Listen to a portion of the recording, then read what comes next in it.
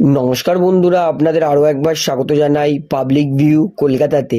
বন্ধুরা, IPL 2024-এ KKR দলে আরও কোন দুই প্লেয়ার আসলে কেকেআর হয়ে যাবে আরও বেশি শক্তিশালী এবং কেকেআর মিচেল স্টার্ক আর ভেঙ্কটেশ আইয়ারের পরিবর্তে পরের ম্যাচগুলোতে কোন প্লেয়ারকে খেলাতে পারে সেটা আপনাদেরকে জানাবো। তো ভিডিওতে কিন্তু আমি সমস্ত প্লেয়ারের স্ট্যাটস বলবো, আমি কেন স্টার্ককে বাদ দিচ্ছি সেটার সমস্ত। তাই ভিডিওটা শেষ পর্যন্ত দেখবেন এবং ভিডিওটি শুরু করার আগে একটা ছোট্ট অনুরোধ করে রাখবো, যেহেতু এইখানে আপনারা খেলার সমস্ত রকম আপডেটস পেয়ে যাবেন, তাই অবশ্যই পাবলিক ভিউ কলকাতা চ্যানেলটিকে সাবস্ক্রাইব করে বেল আইকন প্রেস করে অল করে রাখবেন। তাহলে বন্ধুরা, সবার প্রথমে আমি আপনাদেরকে জানাই আমি কেন বলছি কেকেআর মিচেল স্টার্ককে বাদ দেওয়া উচিত এবং বাদ দেবে। প্রথমত বলে রাখি, অনেস্টলি বলতে গেলে কেকেআর এই মুহূর্তে পয়েন্টস টেবিলে 1 নম্বরে থাকা ডিজার্ভ করে। রাজস্থান রয়্যালসের বিরুদ্ধে কেকেআর যদি একটা ভালো বিদেশি পেস বোলার থাকতো তাহলে হয়তো কেকেআর ম্যাচটা জিতে যেত। রাজস্থান রয়্যালসের বিরুদ্ধেও কেকেআর কিন্তু ম্যাচটা প্রায় গ্রিপ করে নিয়েছিল। মিচেল স্টার্ক তিনি সবার প্রথমে এসে ওই ওভারটাতে 19 রান দেয়, তারপর থেকেই কিন্তু বাটলারের কনফিডেন্স ফিরে আসে এবং বাটলার তারপরে এক হাত দিয়ে সবাইকে মেরে রাজস্থানকে ম্যাচটা জিতিয়ে দিয়েছিল। তো সেই বোলারটা হচ্ছে মিচেল স্টার্ক। আমি কেন বলছি মিচেল স্টার্ককে এই সিজনে বাদ দেওয়া উচিত সেটা বলি। এই সিজনে কেকেআর এর জন্য সব থেকে বেশি রান করেছে ব্যাটে সুনীল নারিন 286, কিন্তু সুনীল নারিনকে পিছনে ফেলেও এই সিজনে সব থেকে বেশি রান দিয়েছে সেটা হচ্ছে মিচেল স্টার্ক।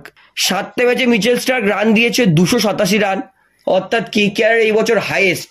আইপিএল এর সব থেকে এক্সপেন্সিভ বোলার 25 কোটি, সেরকম আইপিএল এর সব থেকে এক্সপেন্সিভ রানও দিয়েছে 25 কোটির মিচেল স্টার্ক।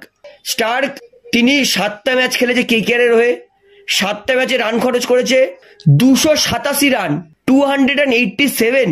তার অ্যাভারেজ হচ্ছে 47.83, মানে 48-এর। মানে প্রত্যেক ম্যাচে মিচেল স্টার্ক বোলিং এর সময় 48 রান করে দিচ্ছে কেকেআর এর হয়ে। মানে অপোনেন্ট দল প্রত্যেক ম্যাচে মিচেল স্টার্কের বিরুদ্ধে 48 রান করে করছে। মিচেল স্টার্ক তার স্ট্রাইক রেট হচ্ছে 25, মানে প্রতি 25 বলে মিচেল স্টার্ক একটা করে উইকেট নেয়। মানে বুঝতে পারছেন, প্রত্যেক 2 ম্যাচে মিচেল স্টার্ক মাত্র একটা উইকেট পাচ্ছে। এটাই হচ্ছে মিচেল স্টার্কের এই বছর রেকর্ড। কেকেআর এর হয়ে সব থেকে বেশি রান সুনীল নারিন করেছে, তাকেও পিছনে ফেলে দিয়েছে মিচেল স্টার্ক। সব থেকে বেশি রান 287 দিয়েছে এবং 48-এর ইকোনমি। এত ইকোনমি দেওয়ার পরেও 7টা ম্যাচ মিচেল স্টার্ক সুযোগ পেয়েছে, এটা মিচেল স্টার্কের 14 পুরুষের ভাগ্য। তাই আমি মনে করি কেকেআর আর মিচেল স্টার্ককে সুযোগ দেওয়া উচিত নয়।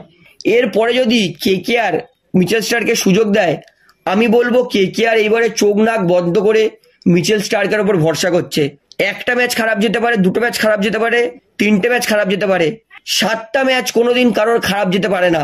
তাই এইবার যদি মিচেল স্টার্ককে কেকেআর খেলায় তাহলে আমি বলবো কেকেআর সব থেকে তার জীবনে বড় ভুল করবে। সেই কারণে আমি বলছি কেকেআর মিচেল স্টার্ককে বাদ দিয়ে দেওয়া উচিত। তার পরিবর্তে কেকেআর তারা কিন্তু শ্রীলঙ্কার পেস বোলার দুষ্মান্তা চামিরাকে খেলাতে পারে। দুষ্মান্তা চামিরা তিনি আইপিএল মাত্র একটা সিজনই খেলেছিলেন লখনৌ সুপার জায়ান্টসের হয়ে। লখনৌয়ের হয়ে তিনি 12টা ম্যাচে 9টা উইকেট নিয়েছিলেন এবং তার ইকোনমি 8.72-এর। মানে যেখানে মিচেল স্টার্ক প্রত্যেক ওভারে 12 রান করে দিচ্ছে, সেইখানে দুষ্মান্তা চামিরা 9 রান করে প্রত্যেক ওভারে দিচ্ছে। মানে দুষ্মান্তা চামিরাও খারাপ, কিন্তু মিচেল স্টার্কের থেকে কত খারাপ নয়। তাই আমি মনে করি দুষ্মান্তা চামিরাকে অন্তত একটা ম্যাচ সুযোগ দিয়ে দেখতে পারে কেকেআর দুষ্মান্তা চামিরা তেমন তিনি কেমন বল করে। তবে আমি বলবো দুষ্মান্তা চামিরাও কিন্তু ইকোনমি রান খায়, মার খায়, কিন্তু মিচেল স্টার্কের বেশি তো খাবে না। তাই একটা ম্যাচ দুষ্মান্তা চামিরাকে সুযোগ দিয়ে দেখতেই পারে তিনি কেমন পারফরমেন্স করে। কারণ স্টার্ক প্রত্যেক ম্যাচে মার খাওয়ার পরেও যদি স্টার্ক 7টা সুযোগ পেতে পারে, তাহলে একটা ম্যাচ আমি মনে করি দুষ্মান্তা চামিরা সুযোগ পেতেই পারে, এইটা তার প্রাপ্য। তো এই বিষয়ে আপনার কি মতামত সেটা আমাকে অবশ্যই কমেন্টে জানাবেন।